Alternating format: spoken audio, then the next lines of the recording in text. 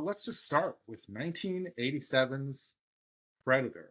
I'm going to clear out the way here, Dave. You want to take this? I'm ready. I'm ready. I Go think the for it, buddy. internet is going to love this opinion. Mm-hmm. Our one fan is going to love it. Yeah. Get ready, Okay, fam. so I will fully acknowledge that I did not watch Predator the right way. Okay? My dad never sat me down when I turned 13 and was like, son, let me tell you about the Predator. Let me tell you about this movie. Which I think a lot of dads did to their kids, right? It Mm-hmm. makes sense. And I think the movie for its time also makes sense, right? You get a bunch of the biggest action stars imaginable together, and then and everyone is so used to all of these people in all these action movies being just invincible. And then the first half hour, you kill off half of them. Genius, right? Like, Mm-hmm. genius move. The first Well, half hour sorry, is. I got to interrupt you. It's not the first half hour. It takes a while before you get to the Predator killing them. Okay, Which is maybe part of the issue with the film. Go on. It's the second half hour when this starts happening. Sorry, go on. But like that's such a good idea, right? And it sets up this crazy thing that you can't see to be just such a big badass that like you don't know what you're doing, and it totally makes sense, right? And I totally get why it was such a big hit in 1987. Now,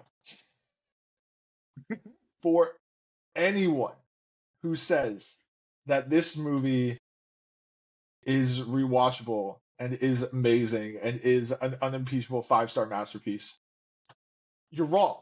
You're just wrong. You're remembering the excitement that you had watching that movie for the first time and watching all these people die and being so confused and being so excited and whatever. Nostalgia is a powerful thing. As a movie that can be watched in the year of our Lord 2025, this movie has 2 amazing action sequences and is so boring the rest of the time. It's boring. It's absolutely boring. And it has bad dialogue given by not like good action stars, but not great actors. Right. Like it's Jesse Ventura is not a great actor. No. No. It is a movie that has some really cool parts that is also very flawed. And anybody who's calling this a 5-star masterpiece is just eating up the nostalgia bit. That is the only way I can explain this movie. I think that you are being a little harsh, but also I pretty much agree with a lot of what you were saying. I mean, like, and this is what I did not expect. I did not expect this because when I told you this after we watched this movie, you were like blasphemy. Like, you were so mad at me. No, look, I will say I can go back. I can rewatch something. I can sort of hear criticism and try to change my opinion based on like other people's like very valid ideas or thoughts or reactions to a movie. My initial reaction to this was like, look, man, you just got bored because you know what the Predator looks like, and there's just a lot of stuff that's like building up. What is this thing? And it's like, you know what the Predator is. So like, it sucks to just wait like a long time before they're finally like, here's the Predator, and you're like, I fucking know, I get it. Yes, and I should have said I watched parts of this movie a million times growing up, right? It was just on TNT every once in a while. I'd watch a half hour, then I'd leave. A very weirdly edited TNT version. Yeah, I'm sure. yeah. I'd seen the final scene a bajillion times before I actually sat down to watch the entire movie. So I watched it wrong. I will admit that. Right. I still think I'm right about what I'm saying. Here's what I say. I still think like you're a little too hard on it, but I've done I've looked into this, and here are my general thoughts on Predator. I think that Predator is a film that is it is a 1987. This is a script by John and Jim Thomas, who also go on to write Predator 2, and I think they, generally speaking, like produce some of the other Predator movies. This is a bad script by them. These are not good writers of movies, and Predator works because of the talents of the other people in the room. Like, Predator works because you have John McTiernan, who's a year away from doing Die Hard. Like, you got one of the better action movie directors of the 80s. You got Shane Black on set playing the character Jim Hawkins. He's, like, 1987 is also when Lethal Weapon comes out, which he wrote. So, like, you've got a good writer on set doing punch-up for a bad script. Cool. Great. I'm, like, I don't know for sure, but like, "You are one ugly motherfucker" certainly sounds more like a Shane Black line. It is pretty likely that if you like a line of dialogue in Predator, that's Shane Black. It's not the original writers. You have someone making the creature design who does a fantastic job with that. Yeah. Some credit to Jim and John Thomas. I don't know how much they described this creature. Like, they did create the character of the Predator. They deserve some credit for that. But it's basically like, they have a cool idea, and then other people step in and they execute it about as well as you can, given the constraints of them also giving them a script that's like not very good overall. And then add in the star power of like Arnold to carry this shit. Like, there's some great stuff there. However, yeah, there's a lot of questionable stuff in this film. In terms of like its runtime. Like, I do think that most people remember the last roughly 25 minutes when Arnold is like fighting them. And those 25 minutes like unimpeachably rule. Yeah, no, it's a great ending. It's an amazing ending. Right. 100%. I would say from the moment that you have the like Native American tracker character, Billy, like stop on the log, because he's basically realized that like this thing can't possibly, like, they can't survive against this predator. Like, it is so overpowered them that his only chance is to basically like challenge it on this like very thin thing where it has to approach him head on to like a knife fight. Because like clearly it has superior firepower in terms of their weapons. Like, from that moment where he's like, I'm going to challenge it to a knife fight, and you hear him die off screen, through the rest of the movie, is sick. It's a great, great action film. Like I mentioned, there's a half hour before where they are just setting up that they need to go into the jungle, and then they're doing a random mission in the jungle that will not matter at all to the rest of the plot in any way. And this is a thing, like, the plot of Predator is basically guys are in the jungle and Predator is there. Like, that's it. There's not a lot of else going on.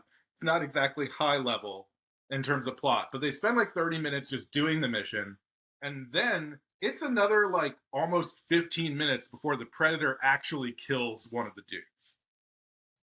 So that's 45 minutes of an hour and 45-minute movie before Predator actually kills a main character. Yeah, man, that's not great. It's not great writing. Like, in terms of, yes, there's a cool action set piece in there where they're like basically fighting a bunch of rebel dudes, that you don't really understand exactly what's going on with them. But like, whatever, that's like 5 minutes of the 45 minutes of you just sort of waiting for the Predator to finally show up and kill one of them. I will say, upon my rewatch, even worse than that, actually, is the fact that it's then... So the Predator kills somebody, he then, I think, kills another person pretty quickly. There's then another 20 fucking minutes before the Predator kills anybody again. And that entire 20 minutes is just them, like, walking through the jungle, talking about what the Predator might be, and then, like, setting up traps to try and catch the Predator. But, like, hold on. But, like... That's it. You were too kind about that description, right? Hmm. They're walking through the jungle. They're delivering bad dialogue. Yes. Like the Yes, like the that's true. writing is so bad, and they're not amazing actors. They're a bunch Hmm. of action stars, so that acting isn't great. Like Yeah. like it's just There. like that half hour to 45 minute stretch Hmm. from the it's I can't. I can't and I won't. Like it's bad. Yeah. And you can't look at me and say this is a 5-star masterpiece when the middle half of your movie sucks. It I just sucks. I am like going through it again, like and just sort of looking at it and trying to sort of map out like what's happening when. There are it is legitimately like there's maybe an hour plus of the movie that is okay at best. And then like 40 minutes that's like pretty fucking badass. Like Yes. total in And total. the 40 minutes not pretty fucking badass. They are super bad fucking ass. Like Mhm. they are unimpeachably an amazing 45 minutes. Yeah. Yeah. That But doesn't it's make up for an hour of shit. It just yeah. doesn't. Yeah. Like, And and this is really I think this is sort of the only quibble that we're landing on here is you would describe that hour as shit. I would just describe it as like mediocre. Like I would just say like there's some parts of it that are fine, and then there are other parts of it where you're literally just watching shots of them in a jungle for a 2 minute stretch where the only saving grace is they're playing the Predator theme over it, and the Predator theme kind of rules. But if you didn't have that, it would be the most boring 2 minutes in cinema. Like there's nothing is happening. You're not seeing the Predator POV. It is literally just shots of different characters walking through a jungle frame. Like there's a lot of that, but also like part of that hour plus is like okay to me. I think it's fine. It's just not great because it's like you do have the action scene in there with them getting to the jungle.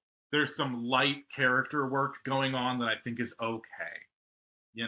And I think overall, like I think a couple performances are better than you're giving them credit for. Like I think the dude who plays Mac is a little bit better than your standard action star. You know, and I think Carl Weathers is doing it up. Carl Weathers is kind of eaten in Predator. So like we're not disagreeing on much, but I think that does sort of like if you're like that hour's shit and 40 minutes is great, and I'm like that hour's fine and 40 minutes is great. That probably is a pretty significant gulf in like what our overall ratings of the movie. I mean, like, I, this is hard for me. It's really hard for me. So I'll use another example of a movie that people lift up that I'm like, Mm. and I like this movie more than The Predator. I'm totally blanking on the name. It's the Martin Scorsese film on Netflix where they age everyone down. Oh, The Uh, Irishman. The Irishman, thank you. Mm-hmm. The Irishman, the last 2 hours of The Irishman is awesome. I really, really love the last 2 hours of The Irishman. The first hour and 45 minutes is not. It's really boring. It's It's really insane that boring with that like movie's that long. one or two good bits. And Yeah.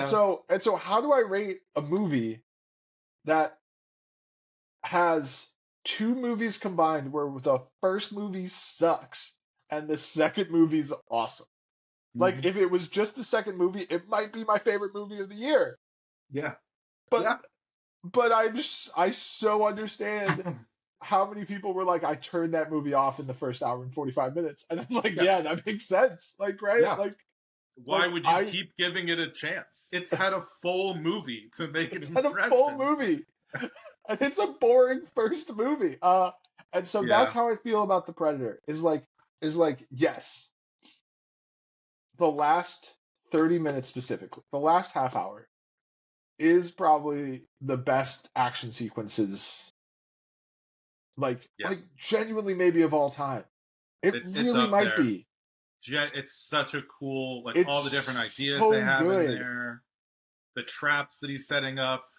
And again, it's like that 20 to go back to those 20 minutes where they're walking through the jungle and talking about the Predator, the most interesting that happens is that they start to set up traps, and it's like that's also going to be a big part of your last action set piece.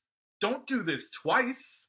That's fucking boring. Like, and so how do I relate that fact, because it's a fact, to, oh my god, the first hour and 15 minutes, first hour and a half of this movie is just absolutely unwatchable. It's absolutely unwatchable. Yeah.